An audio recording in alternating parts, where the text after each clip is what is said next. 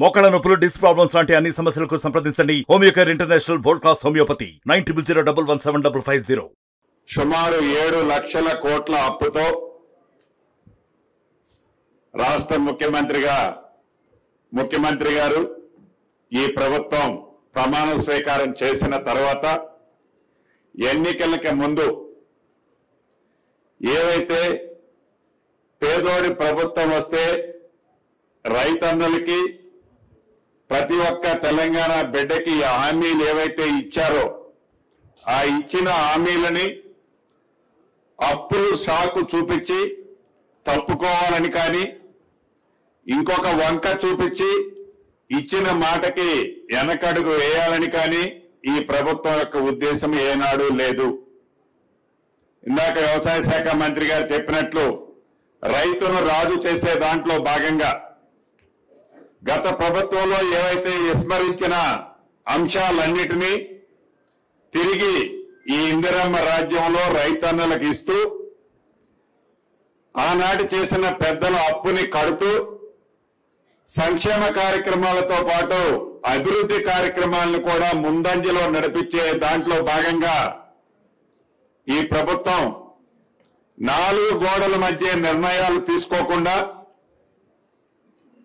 పేదోళ్ళు ఈ రాష్ట్ర ప్రజలు ఏదైతే వివిధ రూపాల్లో కడుతున్న ప్రతి రూపాయిని ఉపయోగపడే విధమైన నిర్ణయాలు తీసుకునే దాంట్లో కేబినెట్ మంత్రులుగానో ముఖ్యమంత్రులుగానో ఎమ్మెల్యేలుగానో ఎమ్మెల్సీలుగానో మేమే పాలు పంచుకోకుండా మీ అందరి ఆలోచనలకు అనుగుణంగా ప్రతి నిర్ణయాన్ని తీసుకునే దాంట్లో భాగమే ఇది 4వ మీటింగు.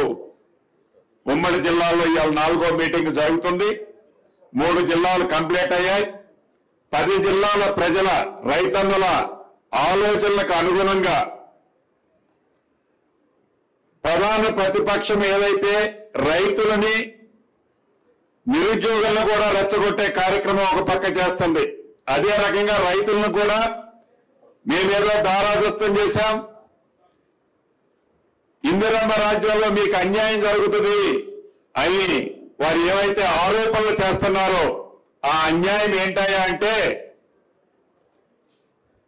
ఆనాడు ప్రభుత్వ భూసేకరణలో భాగంగా ప్రాజెక్టుల కోసం, రోడ్ల కోసం, మౌలిక వసతుల కోసం ఏవైతే రైతన్నలు భూములని సేకరించిన భూములకి, కొండలకి, గుట్టలకి, చెరువులకి ఇచ్చిన భూమికి 2-3 పాస్బుక్లు ఇస్తూ ఫామ్ హౌజులతో సహా ఆనాడు ఇచ్చిన రైతు బంధువుని అలా చేయాలన్నా లేదు నిజంగా పేదోళ్ళకి చేస్తే మంచి జరుగుతుందా అని రైతుల్లో చర్చకపోతే ఆ చర్చని వక్ర మార్గంలో తీసుకెళ్లి లబ్ధి పొందాలని కొన్ని రాజకీయ పార్టీలు చూస్తున్న సంగతి మీ అందరికీ తెలియంది కాదు.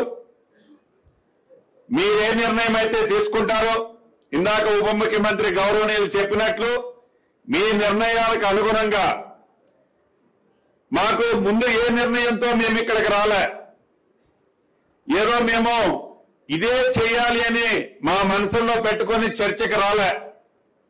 మీరు చెప్పే ఆలోచనలకు అనుగుణంగా మీరే ఇచ్చే సూచనలు స్వీకరించి వాటిని తప్పకుండా తప్పకుండా వాటిని పాటించాలన్నదే ఈ ప్రభుత్వం యొక్క లక్ష్యం.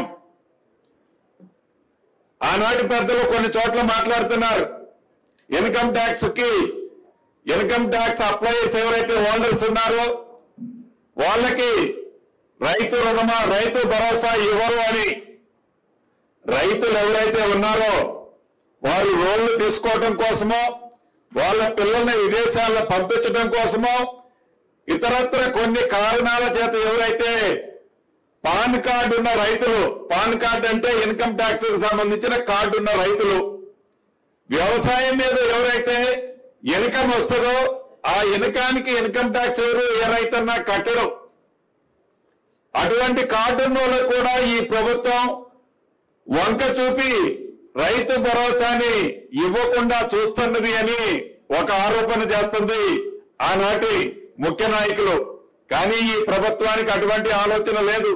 అసలు రైతన్న ఒక్క రూపాయి కూడా ఇన్కమ్ మీద వచ్చిన రైతు పంట మీద వచ్చిన దాన్ని ఇన్కమ్ చూపిస్తే ఒక్క రూపాయి కూడా ట్యాక్స్ కట్టాల్సిన అవసరం లేదు. అటువంటి వాళ్ళకి రైతు భరోసా ఈ ప్రభుత్వం ఇచ్చే దాంట్లో ఒక్క అడుగు కూడా వెనక్కి వేయదు. ఏదైతే రైతు ఇన్కమ్ ట్యాక్స్ అప్లై చేసిన పెద్దలు కొంతమంది ఫామ్ హౌస్లో నాకు 200 కోట్లు వచ్చినాయి 200 కోట్లు వచ్చినాయి అని లెక్కలు చూపించి ఆ లెక్కలకి ట్యాక్స్ కడుతున్న అటువంటి పెద్ద మనుషులకు మట్టుకు రైతు భరోసా ఇవ్వాలా వద్దా అనేది మీరు నిర్ణయించండి. మీరు ఏది నిర్ణయిస్తే ఈ ప్రభుత్వం తూచా తప్పకుండా ఆ మార్గాలనే ఆచరిస్తుందని మనస్ఫూర్తిగా మీ అందరికీ తెలుపుతూ మరొకసారి మీకు కృతజ్ఞతలు తెలుపుతూ సెలవు తీసుకుంటున్నాను. మరిన్ని వీడియోస్ కోసం ఛానల్ ని సబ్స్క్రైబ్ చేయండి. లేటెస్ట్ అప్డేట్స్ కోసం వాట్సాప్ ఛానల్ ని ఫాలో చేయండి. అండ్ లింక్ డిస్క్రిప్షన్ లో ఉంది.